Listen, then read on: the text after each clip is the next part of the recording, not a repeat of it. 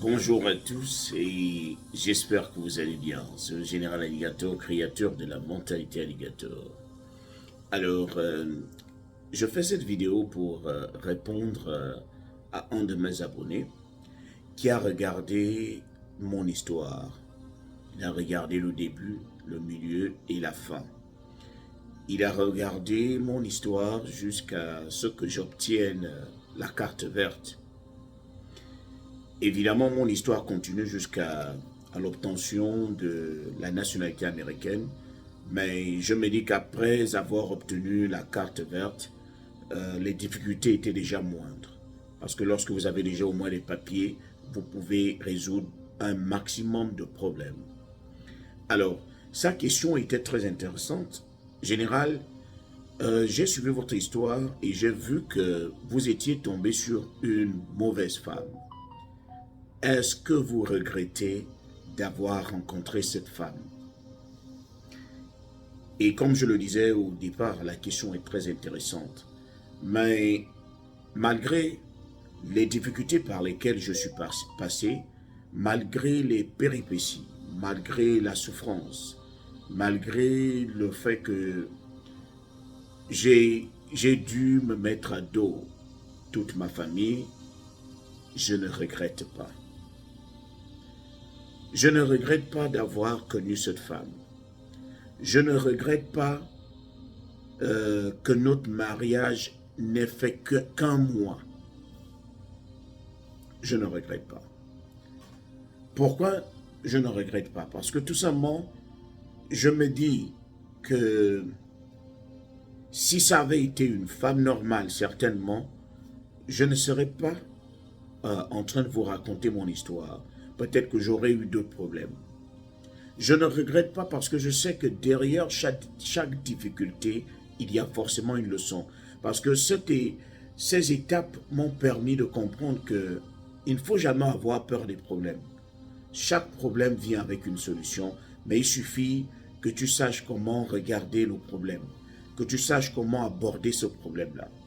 Si tu passes toute ta vie à te lamenter ou à penser que ce sont les gens qui ont tort, à chaque fois que toi tu as posé un mauvais acte, tu ne vas pas progresser.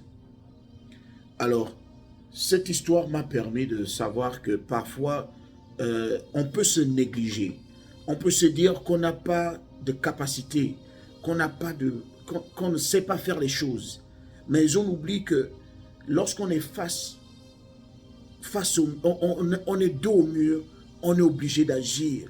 Et c'est quand tu agis, au moment où tu es dos au mur, que tu découvres que tu as les qualités énormes, que tu découvres que tu as des aptitudes énormes que tu ignorais, qui étaient enfouies en toi. Parfois, on se néglige parce qu'on a peur de prendre des risques. Mais lorsqu'on se retrouve dans une situation où tu n'as pas le choix que de prendre des risques, tu vas découvrir que tu as des qualités énormes. Tu vas découvrir que tu as une force énorme en toi. Parce que lorsque tu réagis étant dos au mur, tu as un excès de confiance en toi. Parce que tu n'as plus le choix. Ça passe ou ça casse. Lorsque tu arrives au niveau où c'est déjà le ça passe ou ça casse, c'est là où tu réalises que tu as du jus en toi. C'est là où tu réalises que tu es spécial, mais tu ne le savais pas. C'est là où tu réalises que tu as des choses en toi qui étaient enfouies, mais que tu n'utilises pas.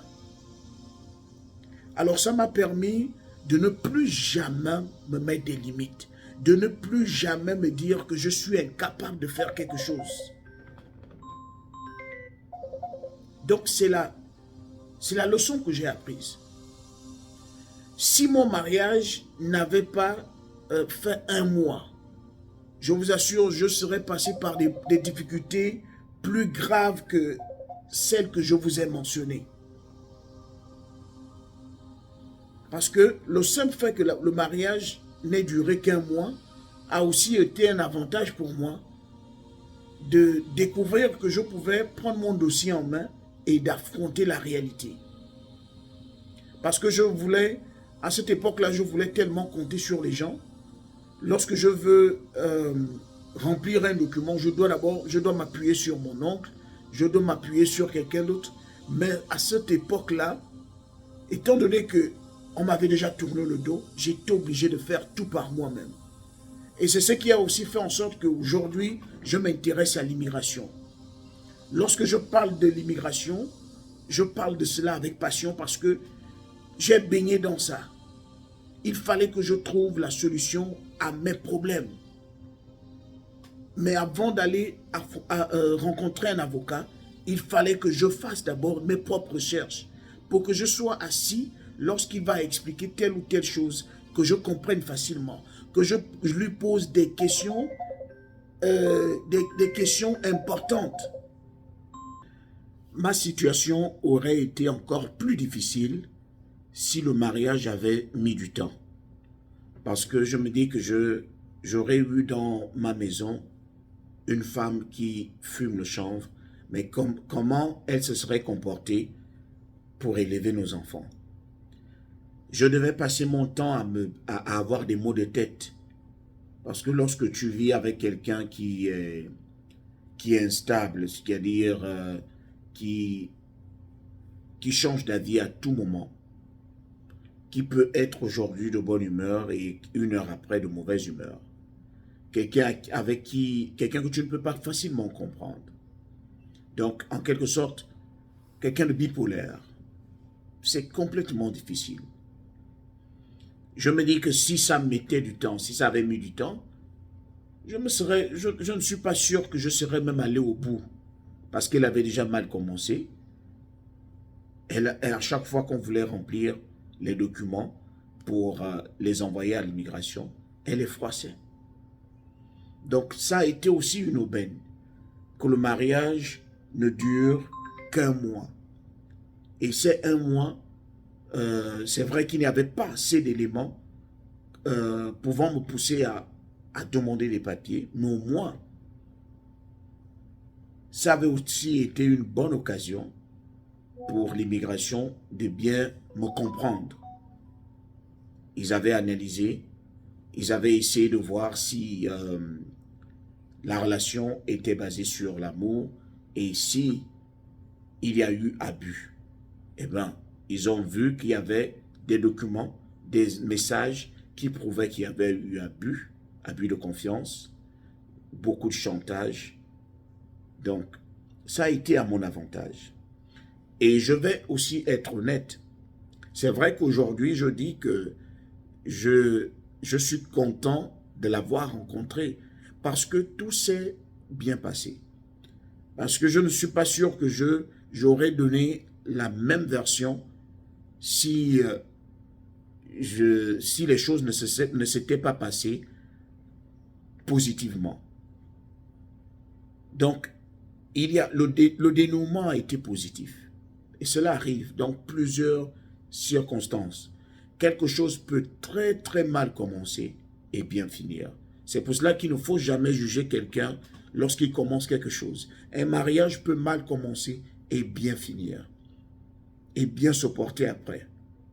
Un projet peut très très mal commencer. Les gens vont te critiquer, les gens vont t'insulter, mais tu pourras redresser ce projet après. Comme un projet peut très très bien commencer et tomber. Donc, ne vous découragez pas dans chaque début. Ne vous découragez jamais parce que le début d'un projet a été catastrophique. Ne vous dites jamais que vous êtes un échec parce que le début de votre vie est difficile. Non, c'est la fin qui compte. Qu'est-ce que tu fais de ta situation? C'est vrai, tu es né dans une famille prolétaire. Tu es né dans une famille où les gens n'ont pas de moyens. Ça, c'est ton début d'histoire. Mais ne fais pas de ce début-là toute ta vie. Tu es né dans les difficultés, mais tu ne dois pas vivre dans les difficultés. Donc, tu dois te battre pour redresser la situation, pour que tes enfants ne naissent plus dans la même condition. Ne jugez point, ne vous auto-jugez pas parce que le début de votre vie est difficile et vous allez vous dire que vous êtes un échec. Non. que le début de ton projet ne te prouve pas, ne te pousse pas à croire que tu es un échec. Non. Chaque début, il y a des débuts qui peuvent mal commencer et des projets qui vont bien finir. Donc, ne vous dites jamais que vous êtes un échec parce que pour l'instant, ça ne va pas bien. Ça peut ne pas aller aujourd'hui, mais demain est un nouveau jour. Il suffit que tu sois seulement conscient que ta situation doit changer. C'était le général.